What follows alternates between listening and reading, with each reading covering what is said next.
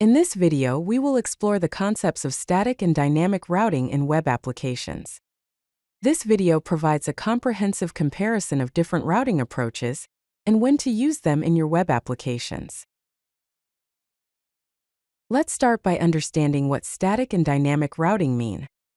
On the left, we have static routing. In static routing, routes are defined at build time and remain fixed after deployment.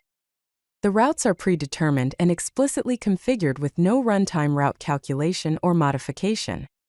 Static routing is typically used in traditional web applications where routes are known before the application starts. Now, on the right, let's talk about dynamic routing. In dynamic routing, routes are generated or modified at runtime based on application state or data. Routes can be created on demand or dynamically, adapting to changing application conditions. This is common in modern single-page applications, where routes may depend on user data or parameters. Let's look at some implementation examples of both static and dynamic routing. On the left is an example of static routing using React Router. In this code snippet, we import browser router routes and route from the React Router DOM library. Inside the app function, we return a browser router component that wraps a routes component. Inside the routes component, we define two route components. The first route component has a path of /, representing the home page, and renders a home component. The second route component has a path of /about, and renders an about component. These routes are defined at build time and do not change at runtime. Now, let's look at an example of dynamic routing using Next.js on the right. This code snippet shows how to create dynamic routes with parameters in Next.js. The file name is pages/products/bracket_id.js. This file exports a default function called product page that takes a product prop. Inside the product page function, we return a div containing an h1 element that displays the product name and a p element that displays the product description. The bracket ID bracket close syntax in the file name tells Next.js that this is a dynamic route with an ID parameter. This allows us to create routes on demand based on the product ID. Let's compare the advantages of static and dynamic routing. On the left, we have the advantages of static routing. These include simpler implementation and configuration, better performance with pre-rendered routes, easier debugging and testing, better search engine optimization opportunities, reduced client-side JavaScript overhead, and predictable application behavior. Now let's look at the advantages of dynamic routing on the right. These include flexibility to handle variable content paths, support for user-generated content URLs, the ability to create routes based on database content, better suitability for applications with large numbers of routes, support for content-driven navigation patterns, and the ability to create more interactive user experiences. Let's discuss the ideal use cases for both static and dynamic routing. On the left, we have the use cases for static routing.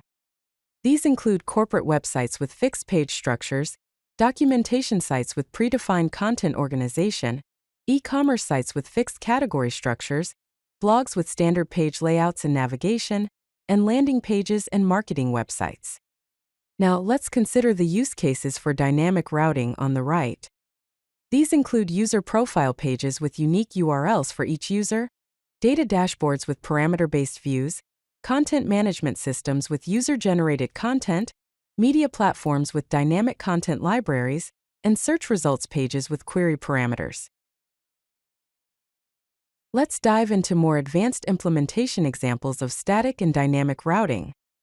On the left, we have an example of Next.js static routes. This code snippet shows how to use the getStaticPaths function in Next.js to pre-render all possible routes at build time based on data. The getStaticPaths function fetches a list of posts and returns an array of paths, where each path includes the slug parameter for a specific post. This allows Next.js to generate static HTML files for each post at build time. Now let's look at an example of Express.js dynamic routes on the right. This code snippet shows how to create dynamic routes with parameters in Express.js. The app.get function defines a route with the path /users, user ID posts post ID. The colon syntax indicates that user ID and post ID are parameters. Inside the route handler, we extract the user ID and post ID parameters from the request parameters and use them to fetch a specific post from a database. This allows Express.js to handle variable path segments with parameters. Now let's talk about performance considerations for static and dynamic routing. On the left, we have the performance characteristics of static routing. Static routing typically has faster initial load times due to pre-rendering, lower server load because most processing occurs at build time, excellent caching efficiency because content rarely changes, better search engine optimization performance because content is available at build time, and faster time to interactive because there is less client-side processing. Static routing is best for content-focused sites with predictable routes. On the right, we have the performance characteristics of dynamic routing. Dynamic routing can have slower initial load times due to runtime processing, higher server load because processing occurs at request time, variable caching efficiency depending on the implementation, requires additional optimization for SEO performance, and the time to interactive can be optimized with code splitting. Dynamic routing is best for interactive applications with variable content. Let's explore hybrid routing approaches that combine the strengths of both static and dynamic routing. Modern frameworks allow combining both approaches to leverage their respective strengths while minimizing weaknesses. Here are some examples. First, Next.js incremental static regeneration pre-renders pages at build time but can update specific pages in the background after deployment without rebuilding the entire site. Second, Gatsby with dynamic components static site generation with client-side dynamic components that can fetch data and update content after initial load. Third, static shell with dynamic content pre-render the application shell, such as layout and navigation, statically while loading content dynamically based on user interaction. Finally, distributed rendering. Some pages rendered statically at build time, others rendered dynamically at request time based on content volatility. Let's establish a decision framework to help you choose between static, dynamic, or hybrid routing approaches. Consider these key factors when making your decision. First, consider content update frequency. If the content rarely changes, static routing is a good choice. If the content changes frequently, dynamic routing is more appropriate. If there are mixed update patterns, a hybrid approach may be best. Second, consider performance requirements. If a fast initial load time is critical, static routing is preferred. If real-time data is needed, dynamic routing is necessary. If a balance of both is required, a hybrid approach can be used. Finally, consider search engine optimization importance. If high SEO priority, static routing is better.